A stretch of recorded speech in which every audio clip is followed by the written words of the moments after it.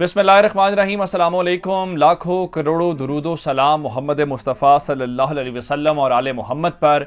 मैं हूँ उमर दराज गोंदल और आप मेरा यूट्यूब चैनल देख रहे हैं। आज पीर के रोज़ मंडे के दिन जो यूक्रेन की फ़ौज है उसने रूस को भारी नुकसान पहुँचाया है और रूसी फौज तो फतह का जश्न मनाने की तरफ जा रही है। अब जो बड़े शहर हैं उनके ऊपर कब्जे की तरफ बढ़ रही है, लेकिन ऐन फतह के करीब जो है वो यूक्रेनी फौज ने कारी वार किया है और मुतअद्दिद हेलीकॉप्टर्स, जो लड़ाका हेलीकॉप्टर्स हैं कॉम्बैट मिशन के लिए जो इस्तेमाल होते हैं, वो तबाह कर दिए गए हैं। पहले नंबर के ऊपर ये बताऊंगा। दूसरे नंबर के ऊपर चल के ये कैसे हो सकता है कि यूक्रेनी ये काम करें और रशियंस उसका जवाब ना दे, और उन्होंने भी ओल्विया शहर के अंदर जो ब्लैक सी के साथ लगता है वहां पे जवाबी कार्रवाई की है, और इस जवाबी कार्रवाई के अंदर उन्होंने एक अहम जो बंदरगाह है उसको तबाह किया। और यह बंदरगाह सिर्फ यूक्रेन की हद तक नहीं थी, बल्कि एक और मुल्क के साथ मिलकर ये 25 साल एक लीज के ऊपर काम कर रहे थे।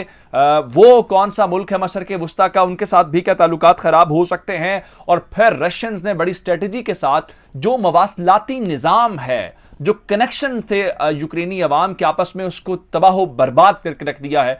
इससे क्या उनको फायदा मिला है और पूरी जंग की कार्रवाई किस तरह से बदली गई है। और फिर आखिर में एक और इंपॉर्टेंट बात जो मैं आपको बताऊंगा, वो इस जंग के इख्तिताम के सिग्नल्स आना शुरू हो गए हैं। पहले आपने देखा कि इसराइल के वजीर आजम आए, मैक्रोन का फोन आया, उसके बाद अब पहला मौका है इस जंग के 11-12 रोज गुजरने के बाद कि रशियंस और यूक्रेन के आला सतह, एक तो डेलीगेशन की सतह पर मुज़ाकरात हो रहे हैं, मकामी वक्त के मुताबिक 4 बजे शुरू होने थे, उसको छोड़ के आला सतह के ऊपर, लीडरशिप लेवल के ऊपर मुलाकात तय हो गई है। यह बहुत बड़ी डेवलपमेंट है।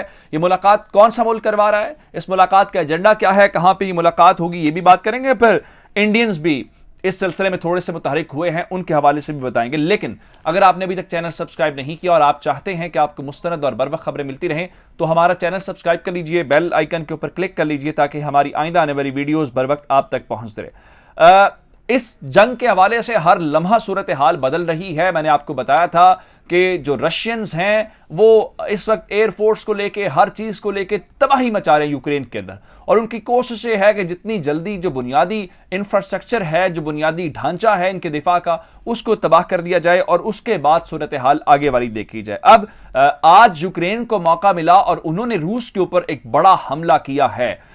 इस वक्त मैंने आपको एक बात बताई थी, आज मैंने आपको बताया था कि 11,000 बल्कि उससे भी ज्यादा 17,000 जो एंटी टैंक वेपन्स हैं वो आ गए हैं। फिर मैंने आपको बताया था कि $50 मिलियन मालियत के जो इस वक्त मिसाइल्स हैं वो ऑस्ट्रेलियंस कह रहे हैं कि हमारे ग्राउंड के ऊपर पहुंच गए हैं।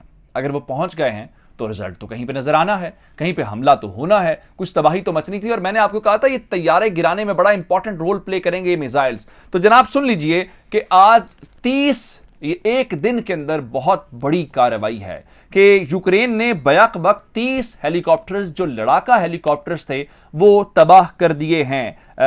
खैरसॉन और मिकोलाइव के दरमियान ये जो दो मुख्तलिफ शहर हैं, यहाँ पे यूक्रेन की फौज ने आज कार्रवाई करके रूस को ये नुकसान पहुंचाया है। अब हुआ क्या है, ये नुकसान पहुंचाने में वो कामयाब कैसे हुए।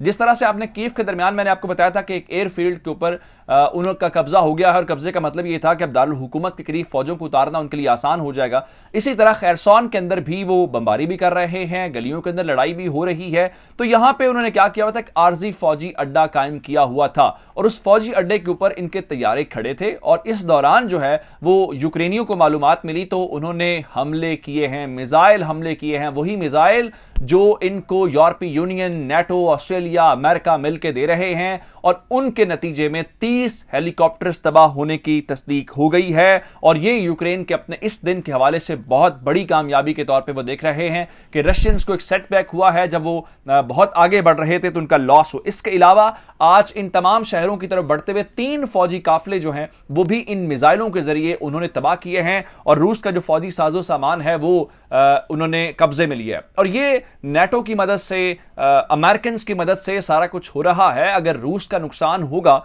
तो क्या रूस उसके ऊपर खामोश रहेगा या रिटेलिएट करेगा? तो वो रिटेलिएट उसने किया है और उसके चंद घंटों के बाद ही उसने इसका हिसाब चुकाया है, क्योंकि एयरफोर्स को तो उन्होंने खेल खत्म कर दिया हुआ है। अब वो इनके ना तैयारे उड़ सकते हैं। आज तो ज़ेलेंस्की कह रहे थे कि हमारे स्काइज के ऊपर कंट्रोल संभालने के लिए आप हमारे कितने लोगों को मारेंगे। अब आप अंदाजा ये करें कि ब्लैक सी के अंदर पोर्ट ऑफ ऑल्विया है, उसके ऊपर रशियंस ने जवाबी कार्रवाई की है और उस ब्लैक सी, क्योंकि ब्लैक सी तो हर सूरत वो काबू करना चाहते हैं, इसके ऊपर तो कोई कंप्रोमाइज करने के वो तैयार नजर नहीं आते। और यहां पे उन्होंने इस पोर्ट को स्ट्राइक किया है, मिलिट्री स्ट्राइक किया है। यूक्रेन की हुकूमत ने इस हमले की तस्दीक कर दी है कि उनकी बंदरगाह के ऊपर हमला हुआ है और जाहिर बात है ये रूस का कामयाब हमला था और इसका उन्होंने कबाड़ा कर दिया है। इससे पहले भी हमने मुख्तलिफ बंदरगाहों, मारियोपोल के अंदर, ओडिशा के अंदर बहुत सारी बंदरगाहों के मुतालिक बताया है जहां पर या तो कब्जा हो गया या जो इसराइल का, बांग्लादेश का, एस्टोनिया का, इस किस्म के जो तैयारे खड़े थे, उनको जहाज खड़े थे, उनको तबाह किया,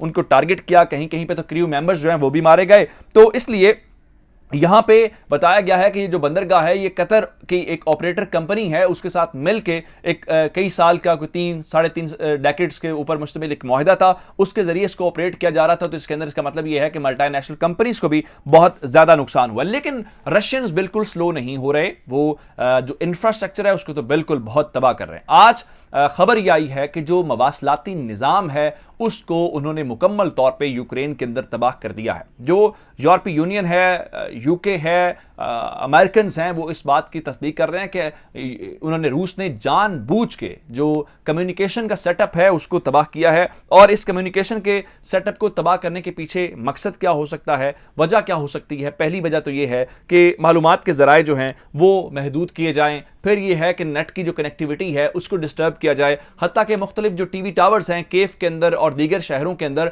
उन टीवी टावर्स के ऊपर भी उन्होंने अटैक किया है। और वो चाहते ये हैं कि यहां पे बस एक पैनिक सिचुएशन हो और लोगों के पास डीमोरलाइज्ड हो और उनके पास ये जो यूक्रेन प्रोपेगेंडा रशिया के खिलाफ कर रहा है उस प्रोपेगेंडे तक जो अवाम की रसाई है उसको बंद कर दिया जाए। लेकिन इस सब के बीच में अब जो यूरोपीय इत्तेहाद है वो थोड़ा सा घबराता हुआ नजर आ रहा है। मैंने आपको बताया था कि इसराइली वजीर आजम को यहां पे भेजा गया है, वो अमेरिकन और जो वेस्टर्न जितने इत्तेहादी हैं उनकी मर्जी या मंशा के बगैर यहां पे नहीं आ सकते थे, ये सवाल ही पैदा नहीं होता। तो उसके बाद अब सबसे बड़ी मुलाकात जो है एक एंटालिया फोरम है, आप जानते हैं कि वो तुर्की के अंदर पहले भी उसकी बहुत ज़्यादा नशिस्तें हो चुकी हैं। तो जो तुर्की के सदर हैं उनकी कोशिश के ऊपर दोनों ममालिक के दरमियान वो सालसे की कोशिश कर रहे हैं।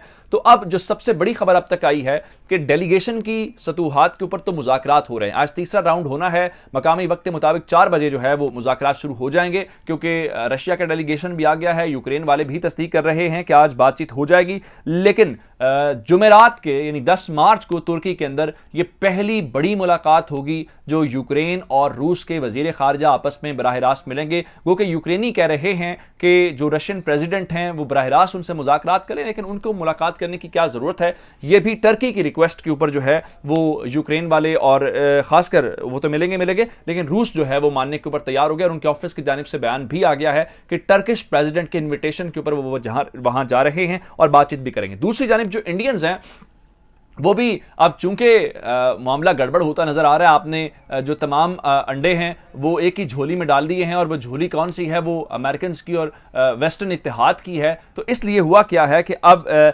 इंडिया अपने आप को इस मसले का हल करने की कोशिश कर रहा है और जो पुतिन को उन्होंने कहा है जी आप बराह रास्त मुज़ाकरात करें। उसकी क्या वजह? उसकी वजह यह है एक तो मुज़ाकरात होते हुए नजर आ रहे हैं, दूसरे नंबर के ऊपर जो उनकी गैर जानिबदारी की पॉलिसी थी वो तो खत्म हो गई और आपने वो जो तैयारे लेने थे वो तैयारे लेने से इनकार कर दिया। तो इसलिए जरूरी यह है कि अब बराह रास्त मुज़ाकरात का जो डंडोरा है वो पीट के इस मसले को हल किया जाए। लेकिन ओवरऑल सिचुएशन यह है कि आज दोबारा से जो यूक्रेन वाले हैं वो कह रहे हैं जी 11,000 फौजी मार दिए, 290 टैंक्स तबाह किए हैं, 46 रूस के तैयारे हमने तबाह किए। लेकिन ये दावे करने के बावजूद, चूंकि मैंने आपको बता चुका हूं कि रशियंस कह रहे हैं कि हमने यूक्रेन की एयरफोर्स का कबाड़ा कर दिया, सफाया कर दिया, जो उनके कॉम्बैट मिशन के लिए जितने फिट तैयारे थे वो सब के सब हमने मलिया मेट कर दिया। तो अब उसके बाद जो यूक्रेनी प्रेसिडेंट ज़ेलेंस्की हैं, आपसे थोड़ी देर पहले उन्होंने 2 मुतालबात फिर यूरोप के सामने रखे हैं। एक, हमें एयरक्राफ्ट दो, हमें तैयारे दो, अगर आप चाहते हो हम रूस का मुकाबला करें तो हमारे पास उसके लिए इक्विपमेंट होना चाहिए, इक्विपमेंट नहीं होगा तो हम उनका मुकाबला कैसे कर सकते हैं।